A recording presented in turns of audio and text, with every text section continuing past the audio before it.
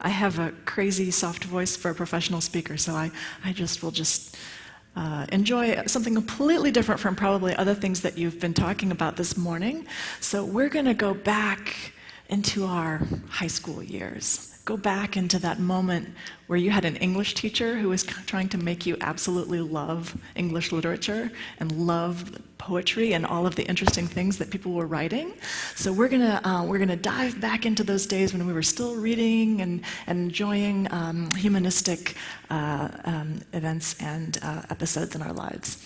So this talk is called Machine Learning for Mobile Poets, and I'm going to demo for you the Emily app, which is something that I built to celebrate a very special poet in my heart.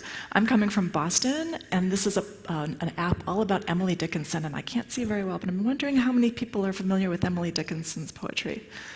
A lot of people, great. Okay, cool. I don't give this talk in Europe. You know, I'll do it in North America, and we'll see how people enjoy. Great. So yeah, my name is Jen Looper, and I'm a cloud advocate lead at Microsoft. We are Team Art, so we're the Americas regional team. I manage Canada, US, and Latin American cloud advocates. So we have a team of very fun and cool advocates who are taking care of Canada and the US and LATAM, and trying to talk about Microsofty type things in those regions. And as you said, I'm the founder and CEO of View Vixens.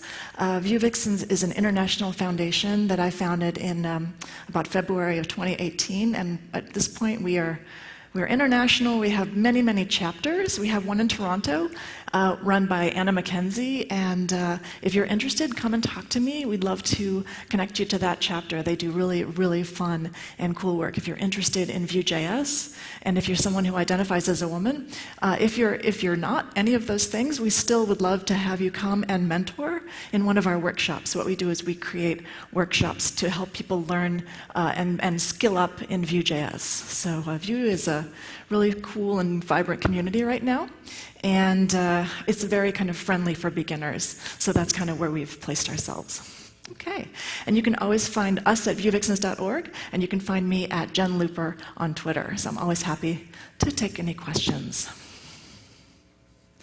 So back when I was a kid, when I was a Girl Scout, we had a song called Make New Friends But Keep the Old. One is silver, but the other is gold. All you scouts out there, remember? So I always like to bring that into my app development, actually. I'm really fascinated by these cool apps that people are building. We actually have a new hire on my team, on Team Art, who built the first app. It connects to a Morse code machine, and you can tap and learn how to do Morse code, and the mobile app will track the taps on the actual physical machine. So she does just incredible vintage-style mobile apps, bringing all that is old into the new, and it's really, really fun. There's an app that my daughter introduced me to called Huji.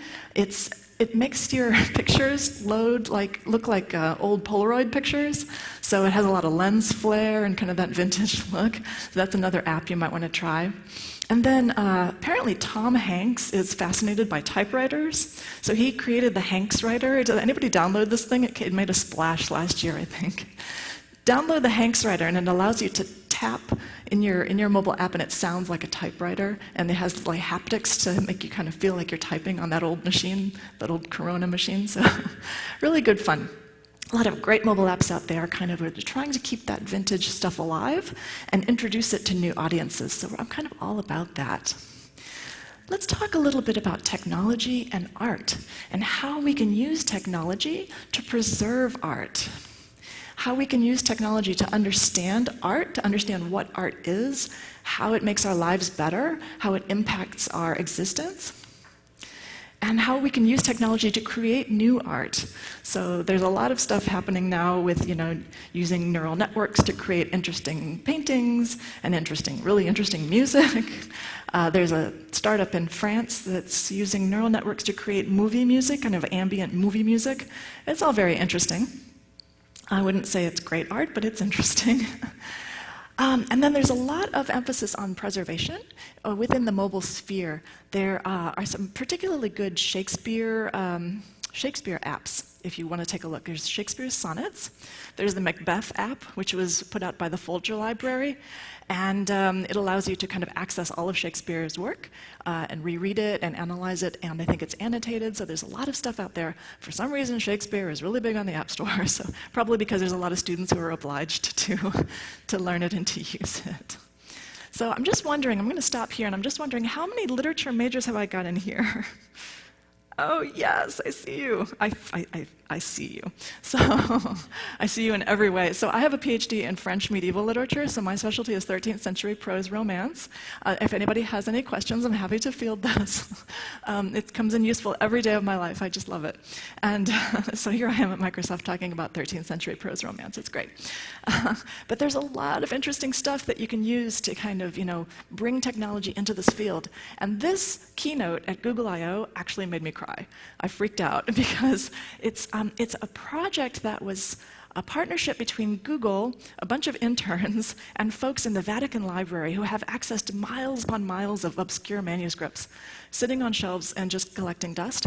They started taking these, realizing that the handwriting that the people are using in that time, in the 11th, 12th, 13th centuries, it's quite difficult to read, it's quite difficult to access. You can't, use OCR to scan these things, so they started applying these scanned documents, they started applying machine learning towards them to figure out, when is a T, when is that actually an F, and how can you classify manuscripts according to how the handwriting is being shown. It's in codice ratio, and this really blew me away. This is using TensorFlow with medieval manuscripts to figure out where they were written, when they were written, who was writing them, and it's going to really revolutionize the field of Romance philology, I think. So I'm really excited about this, and it's my deep desire to apply some of this stuff to the manuscripts that I used to work with when I was in grad school. In particular, this one that was about this big, this wide, this thick, and it took me a year to get it in the Bibliothèque Nationale. So that was really something else. But I'd love to see that scanned and fed into a neural network and see what we can do with it. So speaking of creating new art, we've talked about preserving art. Let's talk about creating new art with new technologies. These paintings were created by neural networks. I don't hate them. I don't know. I wouldn't mind having some of these on my wall. It's not dreadful. What you see usually with neural network generated visual art is that it's kind of like a mashup, especially when it's faces. So they have these kind of strange, almost a Picasso look to them, and it's an interesting thing to try and see, if you can get your arms around it. But what happens with running art through neural networks is it becomes more and more abstract, and you can see what happened here. We basically have a square, and that's where it kind of trickled down into. So I think that you can look at the way neural networks generate art as a shorthand version of the way that humans generated art. It started with something very, very specific, and then it gets more and more and more abstract, and here we are with squares and blobs by the end of the road. So it's kind of really neat. It's like the neural networks are thinking like we do, because that's what they were designed to do. They're designed to be sort of electronic brains. So what if we can take all three of those impulses, mash it up, and create a mobile app? So we could preserve the works of a great poet, for example, introduce this poet to a new audience. We can enhance our appreciation of the works by connecting them to our personal life, right? So that would be this kind of personalization to make this stuff more accessible.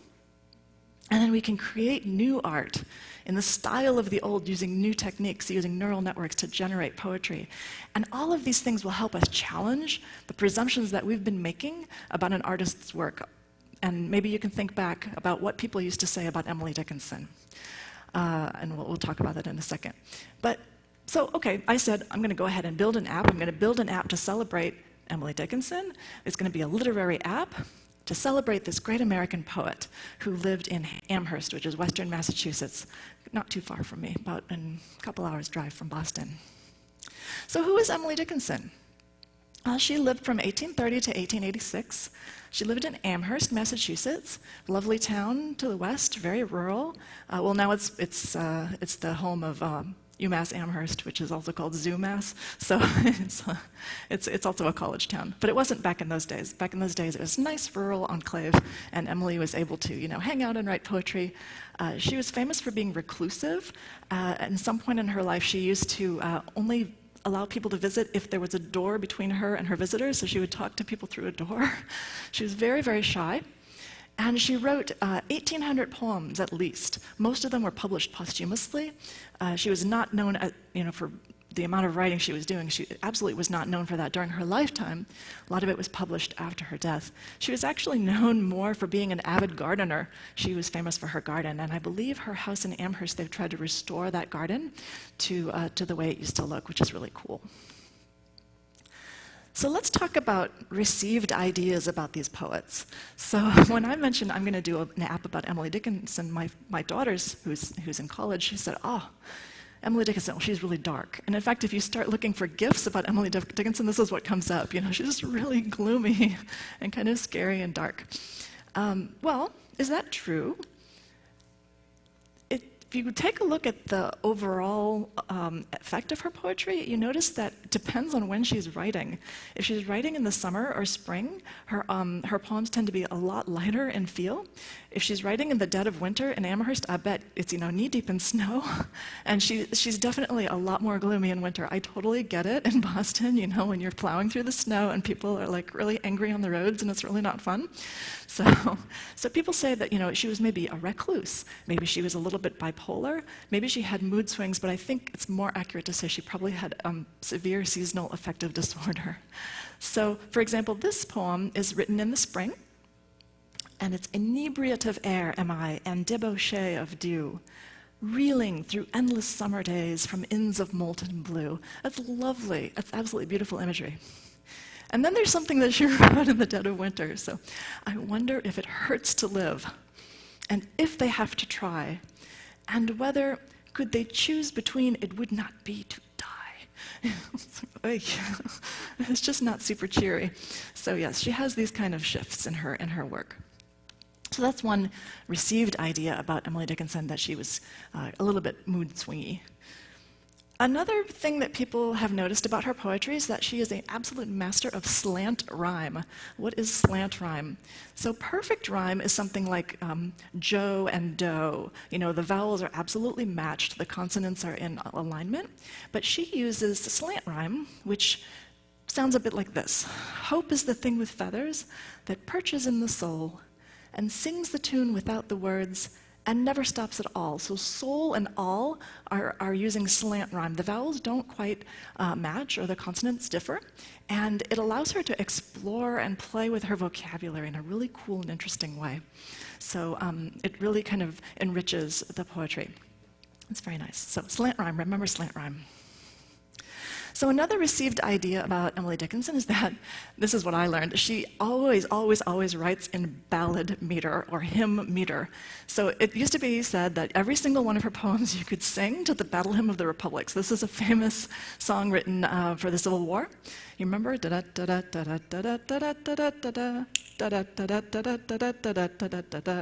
Okay, so because I could not stop for death, he kindly stopped for me. The carriage held but just ourselves in immortality. So it's really stereotypical Dickinson meter. And the data that you get from some of these APIs where you're scraping her poetry, I'll talk about that in a second, it has these double dashes to show the line breaks. It really reads just like Battle Hymn of the Republic. So it's very fun to read these very gloomy poems with this very peppy music. So we're not supposed to do that, but she is writing in ballad meter. Okay, so those are 3 received ideas about Emily Dickinson. What about taking some of these received ideas and challenging them by using new techniques, right? So could a modern multimedia presentation aid in your understanding and appreciation of old texts? Yes, of course it can. And maybe it can also help you reevaluate some of those received ideas from grade school about slant rhyme and ballad meter and gloominess. So what I did to, challenge my presumptions about her poetry is to write a mobile app, because that's kind of how I roll. I always love to write mobile apps. Why not, right? And the cool thing about mobile apps is that you can leverage hardware capabilities. These are amazing little devices. You can shake them and things happen. You can take a selfie. Leverage that hardware to really personalize the experience of something as personal as poetry. So I built a mobile app to showcase her poetry. It's going to have a poem of the day on the first screen, a mood matcher. Remember we talked about mood and how we can figure out, which poems are happy and which poems are sad. A selfie matcher, so we're going to look at our face and match our own expression to her poetry.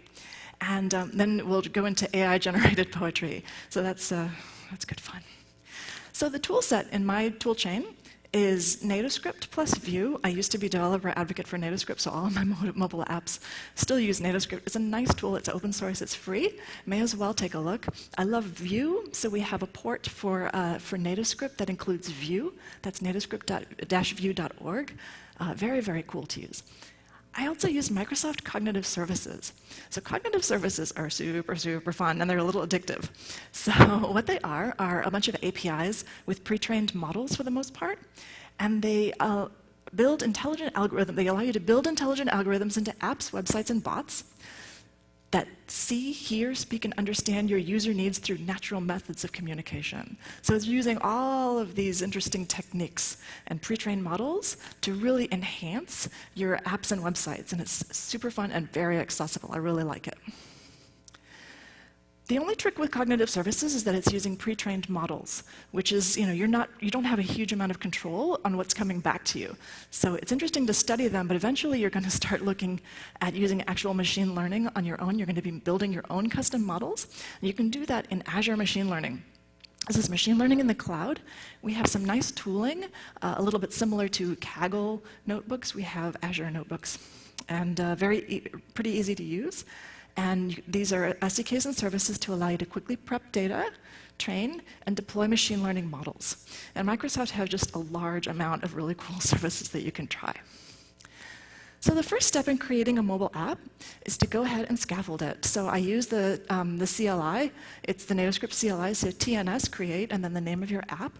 It'll go ahead and scaffold for you a nice mobile app. You can tell it, I want a side drawer, I want tabs. I just created a blank app because it's just going to have 4 pieces to it.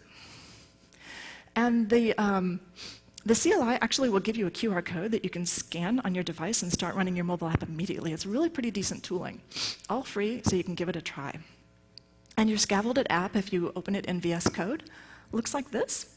So it gives you a basic Vue app with some components, and then templates that you're injecting a frame into your template, and then you're going ahead and starting the app right away. So it's very, very similar to a web app in Vue. Just a few differences. One of the differences is that you import Vue from NativeScript Vue instead of import Vue from Vue. On a web app, you would always just use Vue. Here we use NativeScript Vue. So it's just a little bit different, but it feels very good and very right to a Vue developer. So the next thing we have to do is we have to find some poetry. Well, lucky for us, there's a nice website called PoetryDB, and it has a little bit obscure poems. There's a lot of Shakespeare on there. There's plenty of Emily Dickinson. There's about 300 Emily Dickinson poems on there, and they're not the most common ones. So it's a really good data set to use when you want to talk about poems that you haven't memorized and that you're not so familiar with. So it's good to take a look at these kind of different kinds of poems to get some better data. Then you're going to go ahead and set up your layout. So a lot of people will go ahead and use a native tab navigator. I never do because I don't like the way it looks. I like custom tabs. So I just have components that lie on top of each other, 4 pages, and then you're using buttons to shift in between the 4 pages. So this is a typical Vue layout, but it's using NativeScript components. It's using, instead of divs, which you would be familiar with in a web app, it's using things like grid layouts and stack layouts. That's because you're building a native mobile app using Vue. So it's a little bit of a mind shift as you write in NativeScript Vue, but once you get this markup kind of under your belt, it starts feeling really comfortable and really familiar. Okay, so like I said, I always build these loadable pages. So this is my home component, and I'm importing my daily poem, the mood slider, and new poetry, and then I'm kind of layering them on top of each other so that we just flip. So there's a bit of a load time in the beginning, but then you're just going to be flipping for the rest of your life cycle in the app. That works nicely. And then this is one of my favorite slides because it shows what you can do with my secret weapon, which is a nice font, Josephine Slab, rounded corners, nice colors, and text-aligned center. So you can really get away with murder with very little styling, which is good because I'm not really a great designer. But I'll show you the result. You're going to love it. Okay, so the first page, we're just going to show a daily poem. So we've got our data scraped out of the Poetry DB, and we're going to take that out of, we have taken that data, we've put it in a JSON file, and we're just going to query and grab out of 300 a random poem. And you're going to use Vuex to store that data, and then we're going to display it within our stack layout. So these are the three pieces that make that happen.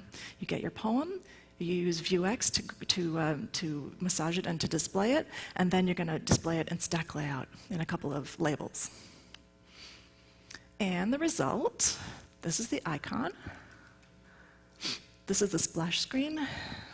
Procreate is an amazing tool, by the way, to colorize images. And by the way, Emily looks a lot better with a little makeup on. And then this is the home screen. So this is the daily poem, and it looks like this. So you just have a nice logo, a nice gradient. Oh, my other secret ingredient is a gradient background. That always works miracles for a design. And then some buttons with some nice icons that you're flipping through. So very easy. This is your daily poem. And that is a bit, straightforward. There's no real exciting magic happening here. We can do better, right? Remember how I said we want to use data science and we want to use machine learning to take a look at what's actually going on in this poetry? We have the data. Let's run it through a couple of Python scripts to see what we're actually dealing with here. What I wanted to know was, is Emily Dickinson's poetry particularly dark? What are her most commonly used words? So I went to my Azure notebook and I took her data and I ran it through these Python scripts that I kind of cobbled together. I'm not a very great Python programmer, but there are a couple libraries that you can use to strip out very common words like if, and, or, the, and then start focusing and displaying in a grid, in a chart, her most commonly used vocabulary. So this is something that you can access right now. I have this Azure notebook set up called My Projects, and you can copy, fork them, and use them to run your own data through. So here is a demo of her most popular words. So here is I had a little trouble with Wi-Fi, but this is the Azure notebook. So I have lyric and poetry text mining. You can go ahead and grab this, and you can start running your own data through it. It's really fun because it looks like this. And guess what her most commonly used word is? Any idea? You probably saw it. It's actually like. Because she is such a fan of simile and metaphor, I think. It's not like, I like this, I like that. It's like the sun, the ocean does this, or like a bird, my heart flies to the sky, that sort of thing. So she's really using these similes. And if you keep on looking, she's got words like heaven, summer, life, and then right in the middle we see death. So it's really, it kind of debunks that myth about how incredibly depressing and gloomy this gal is. We've got a lot of kind of life-affirming words here: day, sun, nature, time, sea, God, flower, rose. Very nice. Now, and the other thing I like is this graph is nice and flat, which means that she has a very rich vocabulary. I did the same analysis to some Beatles texts, so I took all of the Beatles poetry. There's 213. I have the same talk basically done, but for the Beatles, so you can see it here. It's Twist and Shout. That's another talk. So, but I ran the Beatles' 213 songs that are not covers. The 213 canonical songs. Guess what the most common word is?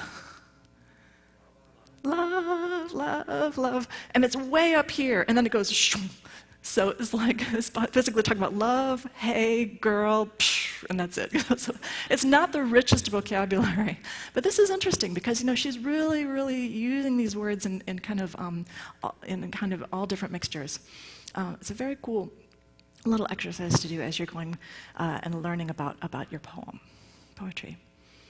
Okay, so we just debunked that myth. Awesome. Conclusion, not all doom and gloom. Great.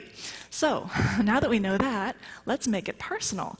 What could we do to use her very varied moods that she has in her poetry and to relate it to our moods? So I'm kind of influenced by these meditation apps which are trying to use color and sound to influence your mood. Well, I wanted to see if I'm feeling depressed, maybe I want to read a happy poem, or if I want to kind of calm myself down and read a little bit sadder poem, I can do that.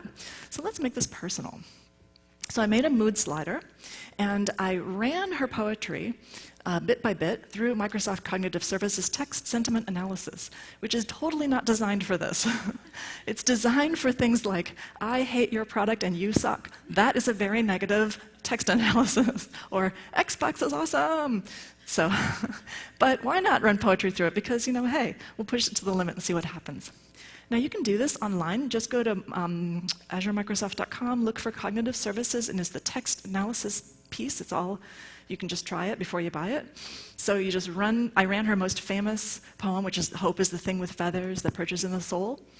Got the sentiment analysis from it at 80%, so pretty positive, relatively happy.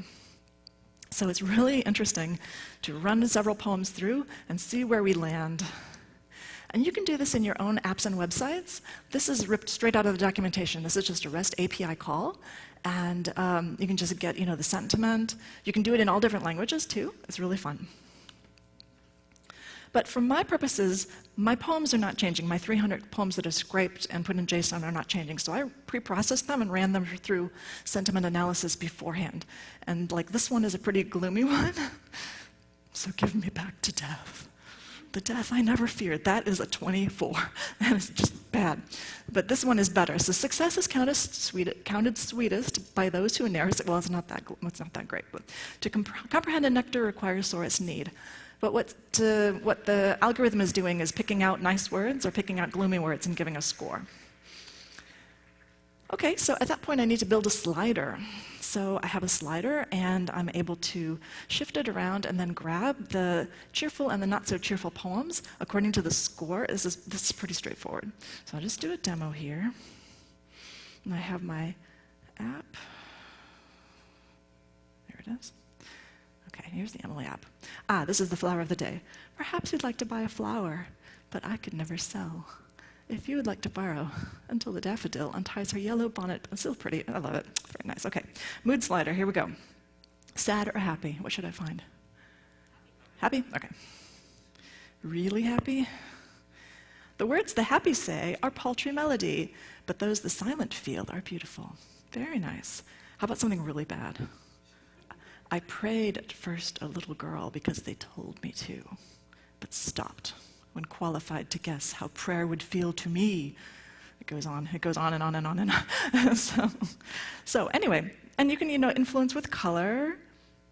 So that's kind of nice. And these are all just pre-processed and run through Cognitive Services. This is a really cheerful one. Which is the best, the moon or the crescent? Neither, said the moon. That is best which is not. Achieve it. You efface the sheen. We have to think about this one. Anyway, okay. Lots of good stuff. So that is the sentiment analyzer according to Emily Dickinson. It's more interesting. What if we go a little further and we take a selfie and we smile and get a happy poem? So you're going to match your mood according to your facial expression to the sentiment of the poem. Back to Microsoft Cognitive Services. Here we go. So this is a little funny and a little bit controversial. Everything having to do with face recognition is controversial. But I use and abuse everything I find, so I just use it for poetry. Nothing nefarious. I'm not, detecting gender or anything weird, any characteristics except whether you're happy or whether you're sad. So let's see how far we can push this. So here we're taking a pic.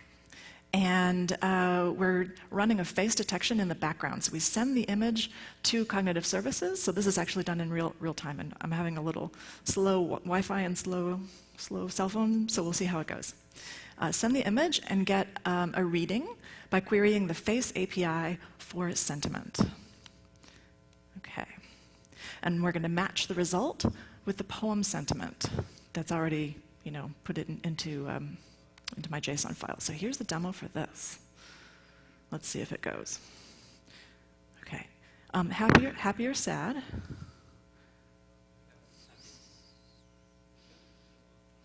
I take terrible selfies. Okay, so this is going to be grinding and grinding and grinding because it's being sent in the background. And there it is. Good, it came back. That is 100% happy. I am so happy. I cannot even. So I got the most cheerful one. Than heaven more remote, for heaven is the root. But those the flitted seed, more flown indeed than ones that never were. Oh, this is one of those that doesn't make a lot of sense from the get-go. But anyway, believe me, it's happy enough. Okay, just like, don't take our word for it. Good enough. Hey, it worked. That's good. Okay, good. Yay. Okay, now we're talking. So now let's talk about the weird stuff. So we are appreciating poetry. We are using it to, match our mood, and we're doing interesting things with sentiment analysis. We're ready for the next step, which is to create new poetry based on the poetry that we've been working with. So we're going to run some stuff through a recurrent neural network. And this is where it gets weird. These are dog flowers. So some people there's a website called the GAN Breeder, and it's using generative adversarial neural networks to mash up dogs and flowers, just because we can. And that's what these sort of systems are all about. It's allowing people to get really weird and really creative. Take a look at this website, aiweirdness.com. It's an outstanding website by Janelle Shane. She had a bunch of middle schoolers send her ice cream recipes, ran them through a neural network and created new titles for the recipes. So we have bug ice cream, mango cats, brown crunch, peanut butter slime, strawberry cream disease. So lots of very strange ice cream flavors that were created. This is actually really, really fun. Someone ran a bunch of crochet and knitting patterns through a neural network and then actually knit the patterns that were generated. So they turned out so weird and creepy. But the point of all of this weird stuff is that if you do this stuff not for any practical purposes, you do them so that you're inspired and to sort of like spark your creative juices to create something new. So lots of fun stuff to be done with neural networks, and we have access to this stuff now in a lot of contexts. So I did 2 tests to see what would happen if I tried to generate new poetry. The first one was using recurrent neural networks with Markov chains. So Markov chains allow you to build new sentences. It's a model that allows you to build new sentences based from one word and the second word. So it looks at the first word and looks at a second word and calculates the probability of those words being aligned and creates chains that you're allowed that are being used to generate new lines of poetry. So it's one technique that you can use to predict the properties of the next line of the poem. So that was interesting. But the one I really prefer is TextGen-RNN, which is the one Janelle Shane actually uses for a lot of her stuff.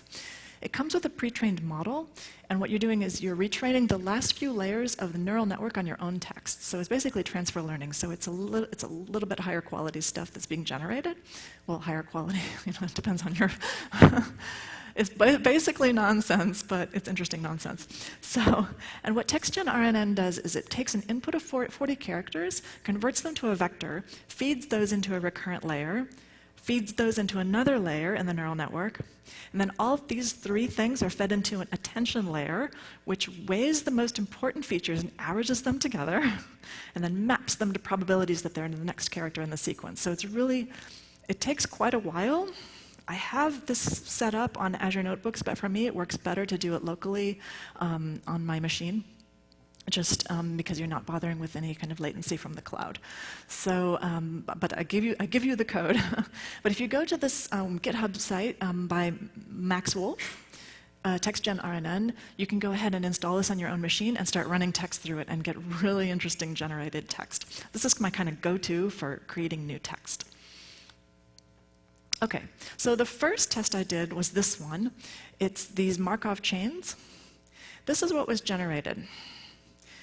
Yet do I not take it from a summer's day, the interdicted land, by a settler, that signalizes show's retreat was good, his whore delights by parties, also that I could take the pumpkins in. So we're getting towards, New England fall. This is good.